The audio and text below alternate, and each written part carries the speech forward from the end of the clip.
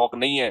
لوگ سمجھتے ہیں پاگل ہو گیا ہے. میں آپ کو زنا سے روکنے کے لیے حلال کی بات کرتا ہوں, کیونکہ نہیں رکے گا اگر نکاح کی طرف نہیں آؤ گے. یہ بھوک کی طرح ہے, بھوک کی طرح. آپ بھوکے کو روٹی نہ دو اور اسے بولو کہ روٹی چوری کر کے نہیں کھانی ہے, چند دن صبر کرے گا, اس کے بعد چوری کی طرف جائے گا, کیونکہ بھوک ختم نہیں ہوتی. اس کا حل یہ کہ جہاں چوری سے اس کو روکو گے وہاں حلال کا انتظام بھی تو کر کے دو گے نا اس کو, کہ بھئی یہ حلال طریقے سے کھا لے, اور پھر وہ بچہ آئے گا.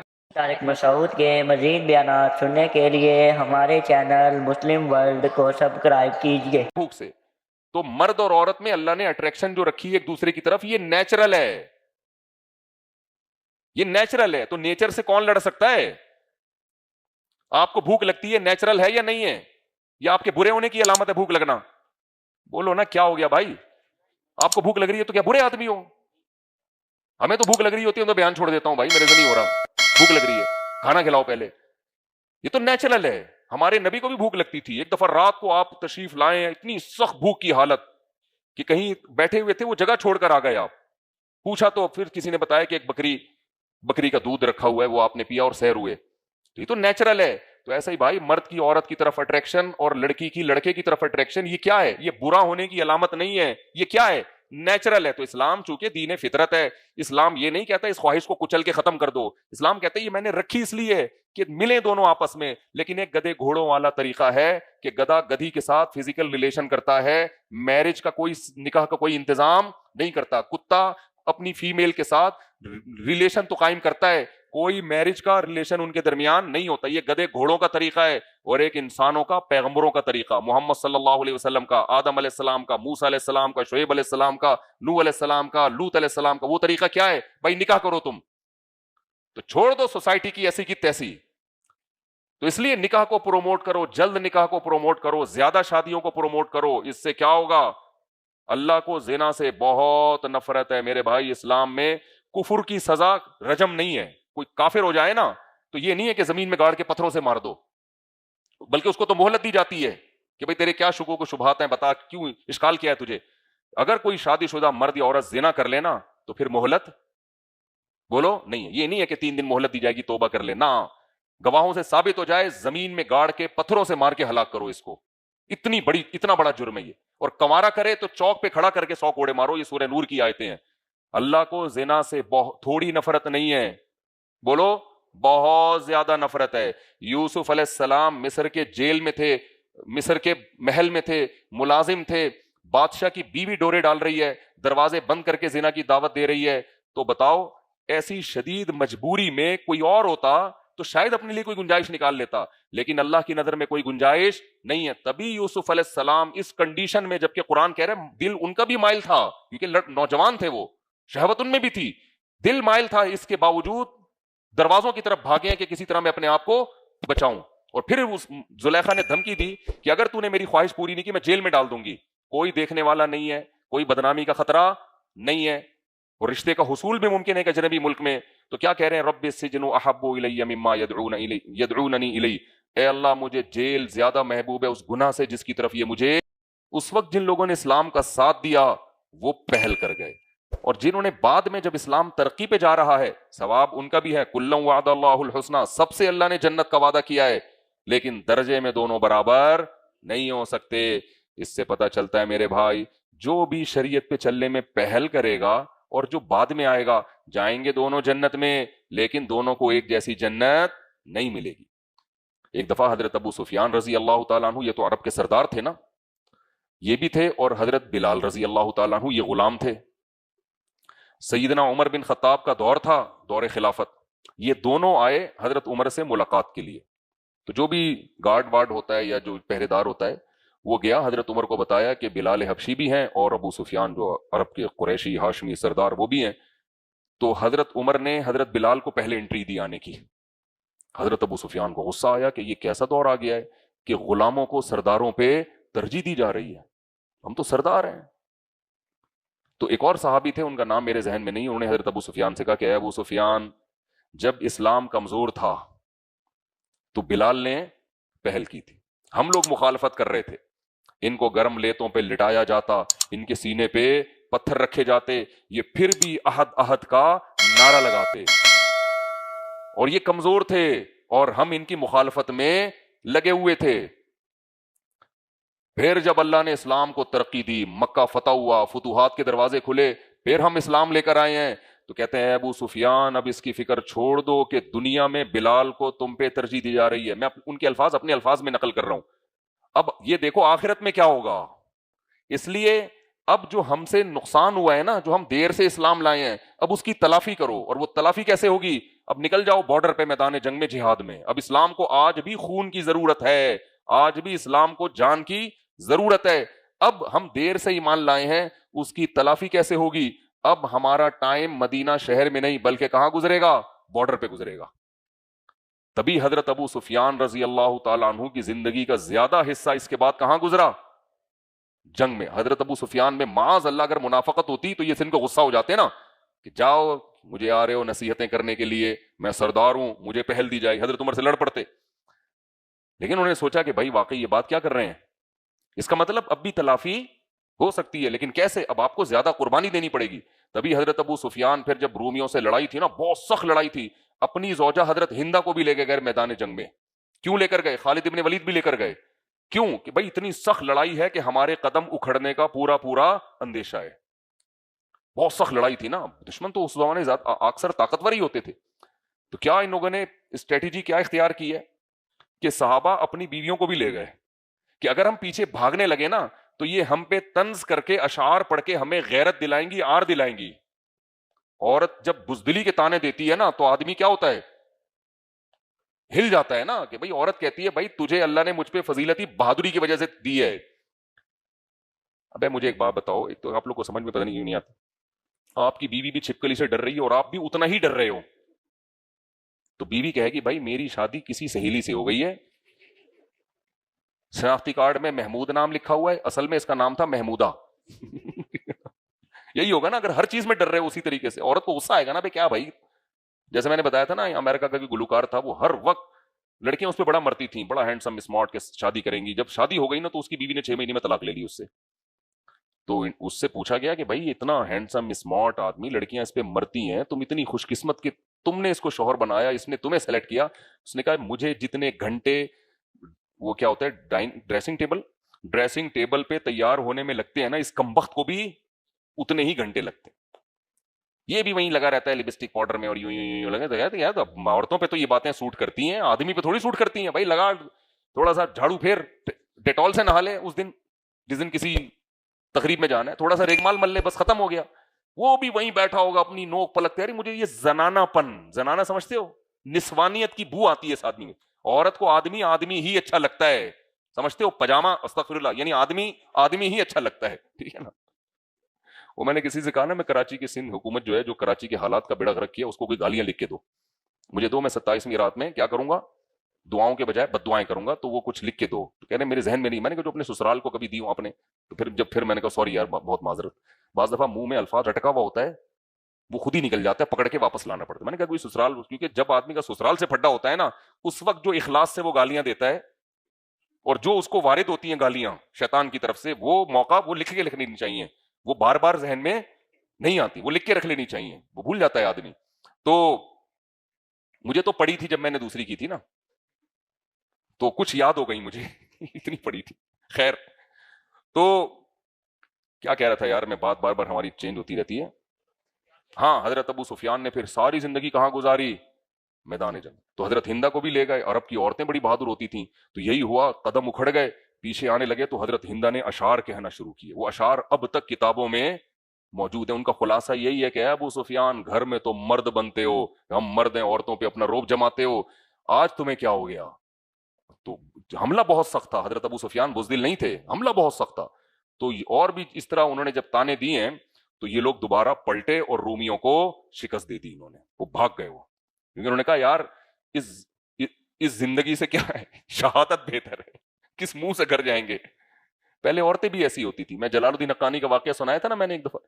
جلال الدین حقانی نے روس کے دور کے بڑے مجاہد تھے، خوست کے بہت بڑے مجاہد تھے یہ روس کے دور میں. تو ان کی ویڈیو سعودی عرب گئی. ان کے بیٹے ابھی یہ جو حقانی یہ پورے ماشاءاللہ ان کے بیٹے جوان، بڑے لمبے لمبے بیٹے ہیں. ان کے کچھ بیٹے عربی بھی ہیں، یعنی آدھے عربی ہیں وہ، ٹھیک ہے نا. وہ ہوا کیا تھا، جب ان کی ویڈیو سعودی عرب میں گئی ہیں تو رائل فیملی کی ایک شہزادی کہ رشین کی آرمی کے خلاف یہ بندہ، ایک تو اتنے بڑے بال ان کے اور پٹے والے یہاں تک بال، بڑا مردانہ چہرہ ان کا. اس نے دیکھا نا کہ یار یہ ایسے روسی فوجیوں کے خلاف بہادری سے لڑ رہا ہے. تو رائل فیملی کی ایک لڑکی تھی، اس نے کہا میں شادی کروں گی تو کس سے کروں گی؟ بولو اس سے. ایسا مجاہد چاہیے مجھے. اب ظاہر ہے ناز نعیم میں پلنے والی ہمارے یہاں کوئی ہوتی، ابا نے رکھ کے لگانا تھا چماٹ. ٹھیک ہے نا، غریب کا بیچارے کا دنیا میں کوئی پوچھنے والا. اس لیے میں کہتا ہوں اپنے اختیار سے غریب مت بنو، کوشش کرو پیسہ کمانے کی. اللہ ہی کی طرف سے ہے تو پھر ایک آزمائش. تو اسلام میں اس غربت کے فضائل ہیں جو اللہ کی طرف سے ہو، اس غربت کے فضائل نہیں ہے جو آپ کی حماقتوں سے ہو، کسی کام کا نہیں رہتا. تو اس کے ابا نے پیغام بھیج دیا، ان کی شادی ہو گئی. وہ شہزادی سعودی عرب سے آئی ہے اور افغانستان کے پہاڑوں میں رہی ہے اور بڑا کامیاب رشتہ رہا یہ. آج ان کی اولادیں ہیں، پوتے ہیں ماشاءاللہ. وہیں ابھی معلوم نہیں وہ جلال الدین حقانی تو دنیا سے چلے گئے، ان کی اہلیہ زندہ ہیں یا نہیں ہے، اللہ ان کی عمر میں برکت دے اگر زندہ ہیں. وہ جو عرب سے آئی تھی سعودی عرب سے، اور اگر انتقال ہو گیا تو اللہ مغفرت کرے. بڑی کامیاب زندگی گزری ان کی. دیکھو پہاڑوں میں کہاں جا کے، ورنہ کوئی یار سعودی عرب کے کوئی محلات میں رہنے والی وہ پہاڑوں میں کہاں برداشت کر سکتی ہے، لیکن وہ رہی ان کی زندگی. تو اللہ نے کیا، وہ کیا تھا، حضرت ہندا نے جب اشعار پڑھے ہیں نا اور باقیوں نے بھی، تو وہ سب کیا ہوئے ہیں، پلٹے. وہ اشعار آج تک عربی ادب کی کتابوں میں لکھے ہوئے ہیں. تو یہ میں کیوں اتنا لمبا واقعہ سنا رہا ہوں بھائی؟ آج اگر دیر سے توبہ کی ہے نا تو اس کی تلافی بولو ہو سکتی ہے. جو کمی کوتاہیاں ہوئی ہیں ان کو پورا کرنے کی کوشش کرو. ہمارے حضرت کے دور میں، ہمارے حضرت جب زندہ تھے تو ایک آفیسر تھے، 60 سال کی عمر میں انہوں نے توبہ کی. اللہ نے توبہ کی توفیق دے دی، لیکن ان کو بڑا احساس تھا کہ میری 60 سال کی زندگی غلط گزری ہے. لیکن ہم نے دیکھا کہ انہوں نے اس کی تلافی کی. انہوں نے اس میں کیا کیا، اس عمر میں بنوری ٹاؤن سے عالم بنے. وہ حالانکہ جاب بھی کر رہے تھے، آفیسر تھے. بنوری ٹاؤن سے پراپر عالم بنے، قرآن حفظ کیا. میں جب بھی مدرسے میں جاتا نا، ایسے کھمبے کی طرح نہیں، وہ نماز میں خشوع و خضوع میں ہمیں نظر آتے ہیں. 40 50 سال کی قضائے عمری پوری کر لی انہوں نے، ہر وقت نماز میں، تلاوت میں، اور جو بھی دین کی خدمت ہے وقف کر دی اپنے آپ. ہم ان پہ رش کرتے تھے بھائی، ہم ان سے بہت، حالانکہ ہم تو 17 18 سال عمر تھی ہماری اس وقت. تو بعض لوگ اللہ ایسی توبہ کی توفیق دیتے ہیں کہ وہ ایسا یو ٹرن لیتے ہیں کہ وہ پچھلے جو ان کو زخم پہنچے ہیں نا، وہ سارے زخم مندبل. انہی لوگوں کے بارے میں قرآن میں اللہ نے کہا ہے اولئک الذین یبدل اللہ سیئاتہم حسنات. بہت سے لوگ جب توبہ کرتے ہیں ایسی خاندانی توبہ کہ اللہ ان کی برائیوں کو نیکیوں سے تبدیل کر دیتا ہے. اس کی ایک تفسیر یہ ہے کہ اتنی نیکیوں کی توفیق دیتے ہیں کیونکہ وہ نیکیاں کی انہوں نے اس لیے کہ انہوں نے برائیاں بہت کی بھی ہوتی ہیں. اگر وہ نہ کی بھی ہوتی تو وہ کرتے ہی نہیں اتنی نیکیاں. لیکن ایسے لوگ مارکیٹ میں کیا ہوتے ہیں، شارٹ. تو آپ یہ انتظار نہ کریں کہ ہم بھی 60 سال میں توبہ کر لیں گے، بہت مشکل ہوتا ہے توبہ کی بعد میں توفیق ملنا. تو لگے ہاتھوں بھائی، جب موقع ملے، یہ اتنی مقدس رات ہے، آپ اس رات میں کیا کر لو، توبہ کر لو برائیوں سے. اب ہم جلدی جلدی بس میں ترجمہ کرتا ہوں چند آیتوں کا. تو اس آیت کا خلاصہ کیا نکلا کہ جو پہل کرے گا وہ سبقت لے جائے گا، جو بعد میں آئے گا وہ اس کے برابر نہیں پہنچ سکتا. آگے اللہ تعالیٰ فرماتے ہیں أَلَمْ يَأْنِ لِلَّذِينَ آمَنُوا أَن تَخْشَعَ قُلُوبُهُمْ لِذِكْرِ اللَّهِ. یہ بھی بہت اہم آیت ہے. اللہ کہتے ہیں کہ کیا ایمان والوں کے لیے ابھی تک وقت نہیں آیا کہ ان کے دل اللہ کے حکم سے ڈر جائیں اور وہ مکمل اسلام کو فالو کرنے لگیں. یعنی یہ ٹائم کب آئے گا تمہارے لیے؟ کتنی زندگیاں گزر گئیں، کتنے رمضان ہماری زندگیوں میں آئے، کتنی نصیحتیں ہم نے سنی. اللہ کہتے ہیں کب کرو گے توبہ؟ یہ میں نے آیت اس لیے پڑھی ہے کہ اس پر ایک بڑا واقعہ ہے.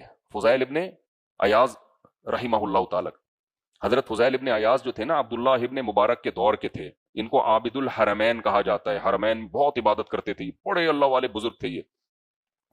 ان کا ماضی پتہ ہے کیا تھا؟ ڈاکو.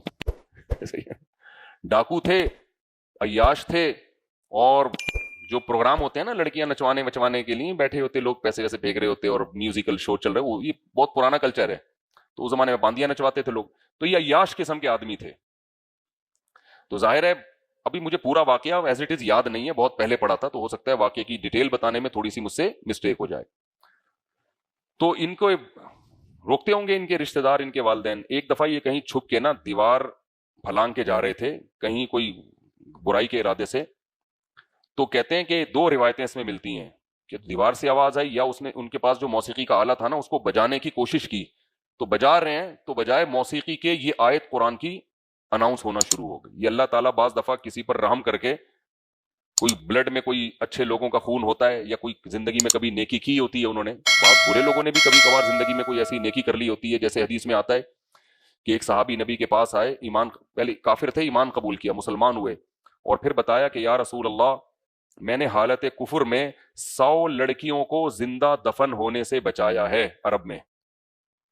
یعنی جب مجھے پتا چلتا تھا نا کسی کے یہاں بیٹی پیدا ہوئی ہے اور وہ قبرستان میں زندہ مٹی کے نیچے دفنا رہا ہے, تو میں کیا کرتا تھا, میں جاتا تھا اور اس کے باپ کو پیسے دے کے وہ لڑکی خرید لیتا تھا. میں کہتا تھا بھائی تو یہ چاہتا ہے نا یہ تیری نظروں سے دور ہو جائے تو قتل مت کر, میرے حوالے کر دے, میں اس کو تیری نظروں سے کبھی بھی تجھے دیکھنا نہیں ملے گا. یہ تو مالدار تھے, تو 100 لڑکیوں کو زندہ دفن ہونے سے بچایا ہے پیسے دے کے, لیکن حالت کفر میں. تو عرض کیا کہ یا رسول اللہ, کیا اللہ میری اس نیکی پر مجھے اجر دے گا, کیونکہ کفر میں کسی نیکی پہ اجر نہیں ملتا.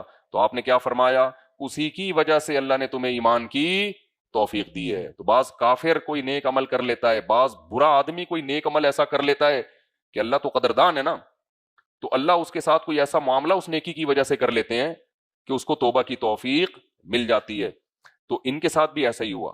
تو یہ بھی بجا رہے ہیں, آواز نہیں آ رہی, تو ایک دم اچانک آواز آئی ہے یہ آیت, الم یعنی للذین آمنوا, اے ایمان والو کیا تمہارے لیے ابھی تک وقت نہیں آیا, ان تخشع قلوبہم لذکر اللہ وما نزل من الحق, کہ اللہ نے جو اپنی کتاب نازل کی ہے جس میں حق باتیں کی ہیں ان کے سامنے تمہارے دل جھک جائیں. یعنی اللہ سوال کر رہے ہیں کہ یہ ٹائم کب آئے گا, کیا ساری زندگی اسی رنگ رلیوں میں شراب کباب میں گزار دو گے؟ پھر اللہ نے آگے کیا فرمایا, وَلَا يَكُونُوا كَالَّذِينَ أُوتُوا الْكِتَابَ مِن قَبْلُ, اوتوا الکتاب کو بھی یہود و نصارہ کو بھی تورات اور انجیل ملی تھی, انہوں نے تورات اور انجیل کو فوکس نہیں کیا, کس میں لگ گئے, نائٹ کلبوں میں, شراب کباب میں. پھر ان کے دل کیا ہو گئے, سخت, اتنے سخت ہو گئے, اب ان پہ تورات پڑھ کے سنائی جائے ان پہ کوئی اثر نہیں ہوتا, وہ ایک ہسٹری کی کتاب سمجھتے ہیں اس کو. تو اللہ نے بتایا اس آیت میں کہ دیکھو ایک وقت تک نصیحت کا تم پہ اثر ہوگا, اگر گناہوں کے دلدل میں پھنستے چلے گئے نا, دل اتنا سخت ہو جائے گا کہ پھر نصیحت کی بات اثر کرنا تم پہ ختم, اور جب ختم تو پھر توبہ کا آپشن ختم.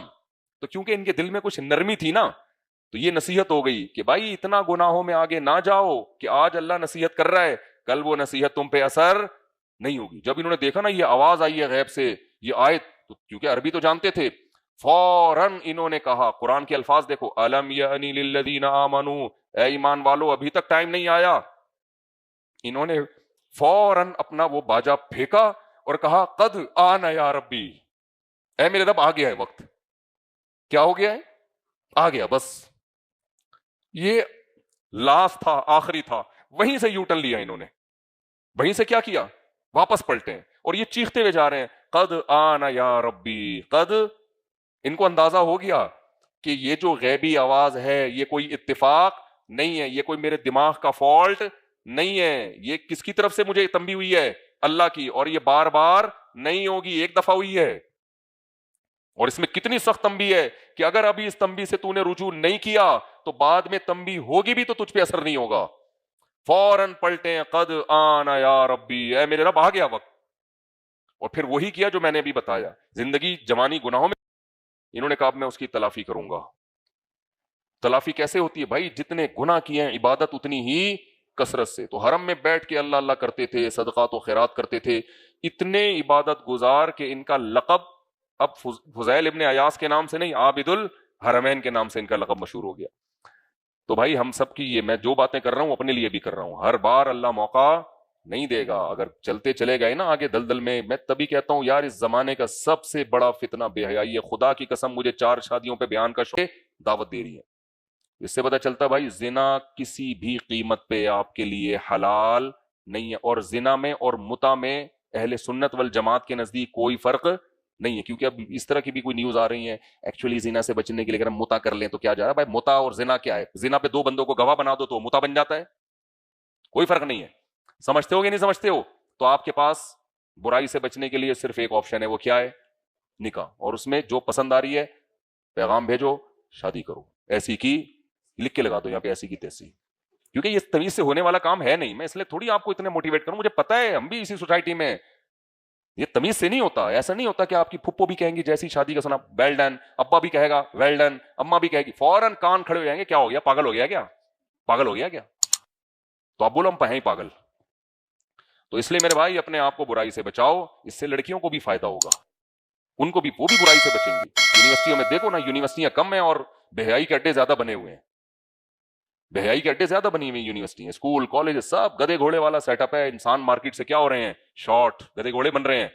4 بیویاں رکھو, سر اٹھا کے جیو ایسی, گھر میں نہیں بے شک سر اٹھا سکتے, باہر تو اٹھاؤ گے نا, کیا خیال ہے, ایسی کی تیسی یار. تو اور یہ عزت آنے جانے والی چیز ہے, تھوڑے دن بےزتی ہوگی پھر عزت, پھر آپ کی اپنی اتنی اولادیں ہوں گی, کیا کرنا ہے دوسروں سے. اور ویسے بھی یار ہدایہ فقہ کی بڑی مشہور کتاب ہے, اس میں غلام کو نا اسلام میں 2 شادیوں کی اجازت ہے, غلام کو 4 کی اجازت نہیں ہے, کیونکہ غلام ہوتا ہے وہ. تو اس کی حکمت علماء نے لکھی ہے, لِأَنَّ التَّزَوُّجَ بِأَرْبَعِ حَرَائِرٍ مِنْ كَرَامَاتِ بَنِي آدم, کہ غلام جو ہے نا, چونکہ وہ غلام ہوتا ہے تو, اور انسان غلام بن نہیں سکتے, تو وہ تو جنگ میں قیدی ہو کے غلام بنا ہے وہ, تو اس میں گویا کہ وہ انسان والا عنصر اس میں پورے طور پر نہیں ہے, جنگی قیدی ہے نا وہ, غلام بن گیا وہ, تو اس لیے اس کو صرف 2 کی اجازت ہے, سمجھ رہے ہو.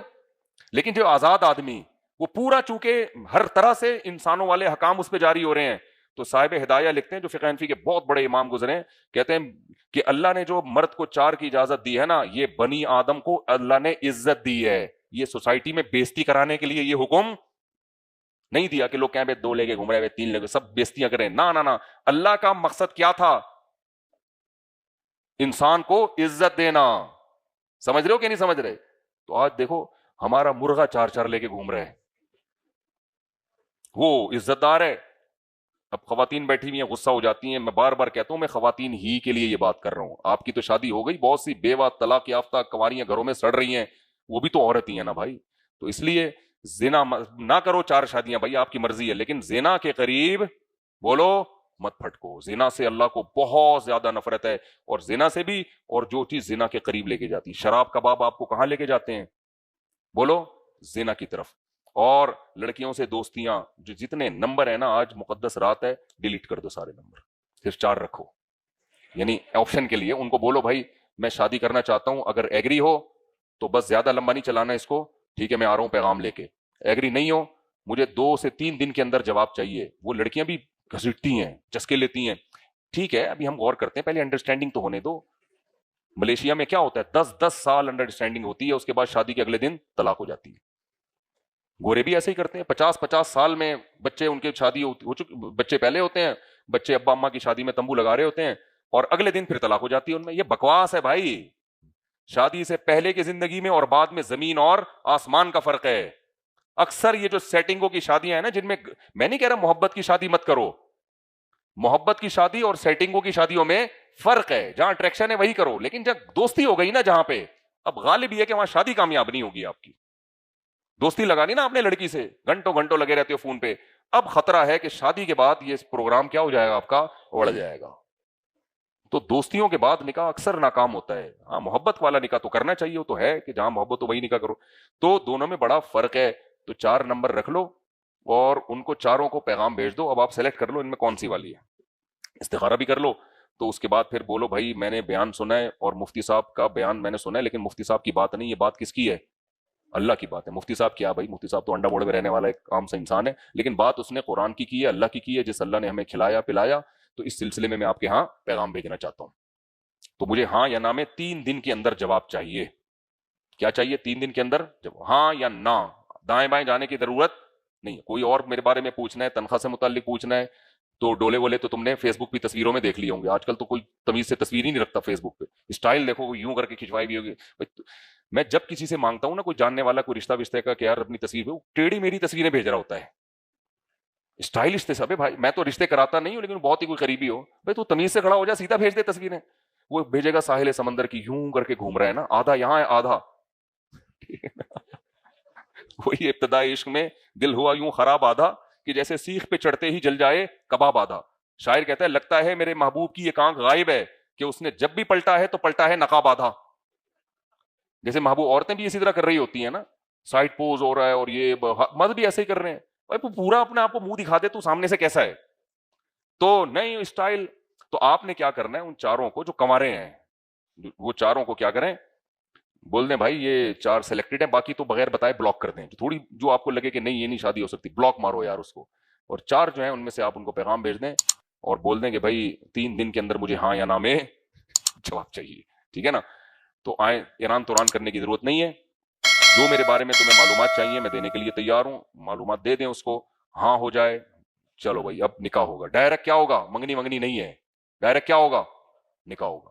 چلو جی کورٹ میں چلتے ہیں یا مسجد میں مولوی صاحب کے پاس چلتے ہیں, جہاں بھی آپ کی مرضی ہو بھائی, جا کے نکاح کرو اور رخصتی کر کے مارکیٹ سے اس کو شارٹ کرو, ٹھیک ہے نا. ایسی کی تیسی. فلموں میں دیکھا ہوگا نا, گھوڑے پہ لے کے بھگا دیا, تو یہ اوریجنل میں بھی کرو یہ کام, لیکن فلموں میں تو پتہ نہیں کہاں بھگا کے لے جاتا, تو گھر میں لے کر آؤ اس کو. ابا گھر میں نہیں گھسنے دے رہے تو کرائے پہ ایک دوسرا گھر لے لو. ابا کے بھی بڑے مسائل ہیں یار, آج کل بہت زیادہ مسائل ہیں ابا کے, کرنے ہی نہیں دیتے, تو آپ نے کہیں اور کرائے پہ گھر لے لو. ایک آدھ بچہ پیدا ہوگا, ابا کو لا کے دکھاؤ ابا آپ کا پوتا ہے, تو ابا کو پوتے سے ویسے ہی بڑی محبت ہوتی ہے, پیار آئے گا, ابا کہے گا لے آپ بہو کو بھی لے آئے یار, تو پھر ایک اور کر لو. بولو ابا جب کیا تو ایسے 4 پوتے ہو جائیں تو کیا جا رہا ہے اب. تو خلاصہ یہ میرے بھائی, زنا سے کیا کرو, توبہ. آج بھی بڑی رات ہے, رات کو اللہ سے اگر کسی سے خدا نخواستہ زنا ہو گیا, گڑ گڑا کے اللہ سے دعا مانگ, اللہ سے مانگے اللہ اس عذاب سے مجھے ہمیشہ کے لیے بچا لے. شراب سے بچا لے, شراب نہیں چھوٹتی لیکن چھوڑنے والے چھوڑ دیتے ہیں. میں اپنے ایک دوست کا واقعہ سناتا ہوں نا, انڈین, وہ نشے کے عادی تھے. وہ کہتے ہیں میں نشہ صرف پیتا نہیں تھا, کرتا نہیں تھا, بیچتا بھی تھا. بہت خطرناک نشے کیے. کہہ رہے جب توبہ کا تبلیغ میں سہروزہ لگا تھا, تبلیغ نے بھی بڑے بڑے لوگوں کو انسان کا بچہ بنایا یار. کہہ رہے سہروزہ لگا, میں نے کہا کہ باب بس اب ختم. کیسے ختم کریں بھائی, تڑپتا ہے جسم. کہتے ہیں میں نے اپنے آپ کو گھر کے اندر 6 مہینے کے لیے بند کر دیا. ماں سے کہا مجھے یہیں کھانا مل جائے, ماں میں 6 مہینے سے پہلے اس کمرے سے باہر نہیں, چیخوں گا, دیواروں سے سر ماروں گا, کمرے سے باہر نہیں نکلوں گا, میں مروں گا یہیں مروں گا, میں کھانا پینا مجھے یہاں مل جائے, تھوڑا دھوپ روشنی کا انتظام تھا کمرے میں, جمعہ بھی نہیں پڑھنے جاؤں گا. کہہ رہے کیوں, مجھے جمعہ پڑھنے جاتا نا میں اگر, تو میرے وہ چھٹے والے دوست مل جاتے مجھے وہاں پہ, پھر ان کو دیکھ کے خیال آتا ہے کہ جمعے کے بعد ایک اگر ہو جائے تو کیا چل رہا ہے. تو میرا خیال ہے اللہ اس کو معاف کر دے گا, جمعے چھوڑنے کا گناہ نہیں دے گا, کیونکہ وہ بڑے عذاب سے بچنے کے لیے یہ کر رہا ہے کہ اس کو پتا ہے جمعہ پڑھوں گا تو پھر چھٹے پہ, تو ایسے جمعے کا کیا فائدہ. تو کہہ رہے میں نے بس شرعی مسئلہ مجھے نہیں معلوم تھا, لیکن میں نے کہا اللہ مجھے معذور سمجھے گا, میں نہیں پڑھوں گا جمعہ بھی نہیں. کہہ رہے گھر میں نمازیں پڑھی, اپنے آپ کو مصروف رکھا, سوتا رہا. تو 6 مہینے تو بہت ہوتے ہیں. نشہ ایسا ٹوٹا ہے, کہہ رہے صرف نشہ نہیں ختم, ایسی صحت اچھی ہو گئی ماشاءاللہ, نشہ بھی ٹوٹ گیا. اور کہہ رہے مجھ میں قوت ارادی اتنی مضبوط ہو گئی ہے, قوت ارادی. لوگ کہتے ہیں نا میں یہ کام کرنا چاہتا ہوں, ہوتا نہیں ہے. کہہ رہے میں جو کرنا چاہتا ہوں الحمدللہ کر لیتا ہوں. یہ ایک بہت بڑی کوالٹی, قوت ارادی مضبوط ہو جاتی ہے انسان کی. تو اس لیے بھائی جو نشہ کر رہے ہیں, پینے پلانے کا معمول ہے, چھوڑ دیں. سمجھتے ہو گے نہیں سمجھتے, آئس لے رہے ہیں, پتہ نہیں کیا کیا کر رہے ہو, تو توبہ کی رات ہے, اس میں اللہ سے ان گناہوں کی توبہ. اور سندھ حکومت کے لیے خصوصی بددعائیں, جن کی وجہ سے یہ ڈاکو کیا کر رہے ہیں. سندھ حکومت میں سارے برے نہیں ہیں, جو ان حالات کے ذمہ دار ہیں اسپیسیفک وہیں پہ دعا بھیجنا ہے. سنو کل سارے ہی لیٹے ہوئے ہوں کہیں. جو ان حالات کے ذمہ دار ہیں, میں نام بھی بتا سکتا ہوں کون ہے, لیکن ہمارے شخصیت سے وہ نہیں ہے, ہمیں کیا کرنا ہے. جو بھی جو متعلقہ امور کے ذمہ دار ہوتے ہیں نا, تو کہو کہ اللہ جو بھی ہے, جس نام کا بھی ہے, اس کو ہدایت ہے, ہدایت کے قابل نہیں ہے اس سے ہمیں جان چھڑا لے. تو ہم اللہ سمجھنے کی عمل کی توفیق عطا فرمائے. جلدی جلدی بتاؤ, سوال آئے ہیں بہت سارے بھائی. ہاں, نماز پڑھتے ہوئے یا تراویح یا قرآن پڑھتے وقت مجھے گیس کا مسئلہ ہے. گیس کا تو پورے ملک میں مسئلہ ہے میرے بھائی, کیا خیال ہے, گیس ہی تو نہیں آ رہی, چولہا جلاؤ, سحری کے وقت میں گیس غائب ہو جاتی, اور آپ کو گیس کا مسئلہ ہے یار. تو آپ سوئی گیس والوں سے رابطہ کریں, بولے میرے پاس کچھ اضافی گیس ہے, صحیح ہے نا. بہرحال گیس کا مسئلہ ہے تو اس کو روک کر عبادت کرنا جائز ہے, لیکن یہ کہ پیٹ اس سے خراب ہوتا ہے. انہوں نے پوچھا کہ گیس روک کے نماز پڑھ سکتا ہوں, کر سکتے ہیں. گیس خارج کر کے نماز پڑھنا جائز نہیں ہے, روک کے تو پڑھ سکتے ہیں, لیکن پیٹ خراب ہوتا ہے اس سے. تو اس کا حل یہ ہے کہ ہلکے ہو جائیں, پھر آرام سے پڑھ لیں, بہتر ہے. بہت سے لوگوں کو اکثر شک ہوتا ہے کہ ابے پھر دوسرا بھی گیس کا مسئلہ ہے یار.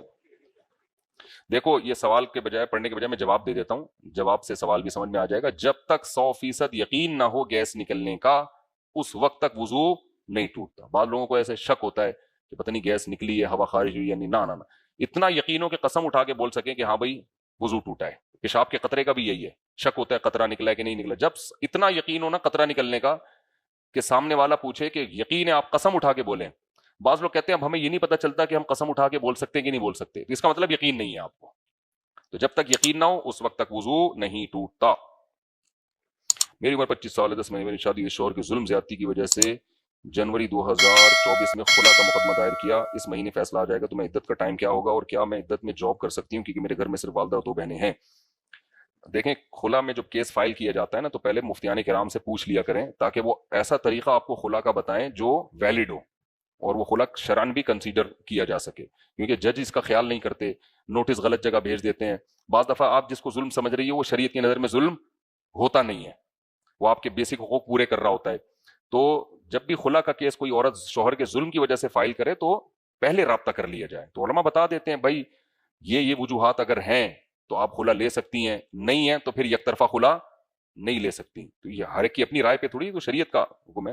تو اب جب آپ نے خلا لے لیا ہے اور آپ نے کہا وہ واقعی ظلم زیادتی کرتا تھا تو وہ خلا کے پیپر کہیں جمع کرا دیں تاکہ مفتیان کرام اس کو دیکھ لیں. دارالعلوم کرنگی ہے, بنوری ٹاؤن ہے, جامعۃ الرشید ہے, کہیں بھی جمع کرا دیں, وہاں سے فتویٰ لیں باقاعدہ کہ یہ خلا شریعت میں ہو بھی گیا ہے کہ نہیں ہوا, تاکہ وہ دیکھیں کہ جج نے اس پروسیس کو پورا کیا ہے کہ نہیں کیا. جج تو آج کل بیٹھے ہیں بس ڈگریاں پکڑانے کے لیے.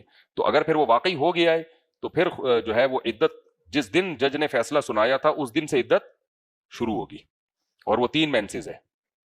بعض علماء کے نزدیک 1 مینسز ہیں, دونوں طرح حدیثوں میں ہمیں ملتا ہے. تو جب ظاہر ہے دونوں طرح کے دلائل ہوں تو پھر فقہا کا اختلاف ہوتا ہے. تو امام شافعی کے نزدیک 1 حیض اور امام ابو حنیفہ کے نزدیک 3 حیض ہے. تو 3 مینسز جب گزر جائیں تو آپ جہاں چاہیں نکاح کر سکتی ہیں. عدت میں گھر سے نکلنا جائز نہیں ہے, لیکن کمانے کی مجبوری ہو تو پھر نکلنا جائز ہے. اب کمانے کی مجبوری ہونی تو نہیں چاہیے کیونکہ عدت کا خرچہ شوہر کے ذمے ہے. عدت کا خرچہ کس کے ذمے ہے؟ شوہر کے ذمے ہے. تو لیکن اگر وہ نہیں دے رہا یا اس سے لینا مشکل ہو رہا ہے تو پھر مجبوری میں جاب کے لیے جا سکتی ہیں, لیکن دن میں جائیں. زینت اختیار نہ کریں, زیادہ کا زینت اختیار کرنا جائز ہی نہیں ہے. سادہ کپڑوں میں جائیں, اپنے جاب نمٹائی, واپس گھر میں. اچھا بھائی مفتی صاحب, اگر یہ سوچ کر ذریعہ معاش کے لیے آگے نہ بڑھیں کہ اللہ نے جو مقدر میں لکھا وہ مل کر رہے گا, اللہ نے جو پراٹھے آپ کے مقدر میں لکھے ہیں حلق میں جا کے رہیں گے, تو پھر صبح ناشتہ بھی نہ کرو. آپ کیا خیال ہے؟ بیگم انڈا بنا کے سامنے رکھا ہوا ہے, اس نے پراٹھا رکھا ہوا ہے, چائے پی لیں, ناشتہ کر لیں. بیگم جو پراٹھا میرے مقدر میں ہے, جو انڈا, وہ بالآخر کہاں جائے گا؟ میرے پیٹ میں جائے گا, اس لیے میں جا رہا ہوں. بات بالکل صحیح ہے, وہ پراٹھا مقدر میں ہوا تو جائے گا, لیکن جب آپ آفس پہنچو گے آپ کو بھوک لگے گی ٹائٹ والی. پھر لنچ سامنے آئے گا, کہیں گے بھائی آئیے لنچ کر لیں. آپ کہیں جو نوالا میرے مقدر میں ہے وہ میرے پیٹ میں جا کے رہے گا, میں نہیں کھا رہا, جاؤ. پھر رات کے ڈنر میں اب پیٹ بالکل کمر سے چپکنے والا ہے, ڈنر آیا, کھا لیں بھائی, اٹھ کے یہاں سے آ جائیں, ہاتھ دھو کے دسترخوان پہ بیٹھ جائیں. جو نوالا میں نے علماء سے سنا ہے, اپنی طرف سے نہیں, بخاری کی حدیث نمبر فلاں, مسلم کی حدیث نمبر فلاں, قرآن کی آیت, جو نوالا مقدر میں ہے وہ میرے پیٹ میں جا کے رہے گا, تم کھاؤ میں یہیں بیٹھا ہوں. 3-4 دن کے بعد انا للہ و انا الیہ راجعون. اب اس کا حشر ہوگا, قبر میں جائے گا, قبر میں فرشتے آئیں گے, بے غیرت خودکشی کی ہے, چترول لگیں گے. وہ کہے گا میں نے تھوڑی کی, میں نے تو کس پہ توکل کیا؟ اللہ پہ. تم جو پراٹھا میرے مقدر میں ہوگا وہ جا کے رہے گا. تو فرشتے جب اس کو چترول لگائیں گے, وہ کہے گا کیوں مار رہے ہو؟ کہہ رہے ہیں جو کوڑا تیری تشریف پہ مقدر میں ہے وہ تیری تشریف پہ لگ کے بولو رہے گا, رو مت. اب جو ڈنڈا تیرے مقدر میں ہے, سمجھ رہے ہیں نا؟ آگے جملہ اس کو گھر جا کے کمپلیٹ کر لینا. تو بھائی مقدر میں تو واقعی ایسا ہی تھا, لیکن مقدر کا پتہ پہلے سے کیسے چل گیا؟ بات اصل میں یہ ہے, تجھے کیا پتا تھا یہ پراٹھا تیرے مقدر میں ہے یا نہیں ہے؟ تو کھا لیتا تو پتہ چل جاتا مقدر میں ہے. تو ہمیں اگر مقدر کا پہلے سے علم ہو جائے نا, تقدیر کا, پھر ہم اسباب اختیار نہ کریں. اصل مسئلہ یہ ہے کہ یہ علم اللہ نے کسی پیغمبر کو, کسی فرشتے کو بھی نہیں دیا ہے, اس لیے ہم اسباب کے مکلف ہیں. اور اللہ نے کہا ہے جس کے مقدر میں کام ہوتا ہے اس کام کے اسباب بھی اس کے مقدر میں ہوتے ہیں. تو اس لیے آپ کھاؤ گے کھانا, بیگم کہے گی نا کہ مقدر میں ہوگا تو خود ہی پراٹھا چل کے آ جائے گا, بیگم مجھے مقدر کا نہیں پتا, ادھر لے کر آ, میں کھاؤں گا, حلق میں اترے گا, اس کا مطلب میرے مقدر میں تھا. تو مقدر کی وجہ سے انسان کبھی بھی معذور نہیں ہوتا, اسباب ہمیشہ اختیار کرنے ہی ہے. مقدر تو اللہ کا علم ہے, اس کو پتا ہے, ہمیں کیا پتا اس کو ہمارے بارے میں کیا پتا ہے؟ ہم تو وہی کریں گے جو ہمیں اپنے بارے میں پتا ہے. سمجھتے ہو کہ نہیں سمجھتے؟ مطلب کیا ہم پاکستانی جہاد کے لیے جا سکتے ہیں؟ کوئی راستہ نہیں ہے بھائی, کہاں سے جاؤ گے؟ ادھر बॉर्डर क्रॉस करोगे ईरान पकड़ के अंदर कर देगा, उधर अफगानिस्तान जाओगे वो पकड़ के अंदर कर देंगे, इंडिया जाओगे वो तो इंतजार कर रहा है तुम्हारा कि तशरीफ लाएं, तो सुरंग बना के जाओगे। तारिक मसूद के मज़ीद बयानात सुनने के लिए हमारे चैनल मुस्लिम वर्ल्ड को सब्सक्राइब कीजिए। मुफ्ती साहब, इबादत के बाद भी दिल में सुकून नहीं मिल रहा हो, बेचैनी महसूस हो, तो क्या हल है? करते रहें इबादत, इस नीयत से ना करें कि सुकून महसूस हो। समझते हो आपका काम है, जो अल्लाह ने आपके जिम्मे काम लगाया वो आप करते रहें, सुकून इंशाल्लाह ऑटोमेटिकली आना शुरू हो जाएगा। जो सुकून के पीछे भागता है ना उसे सुकून नहीं मिलता, ये सुकून ऐसी चीज है।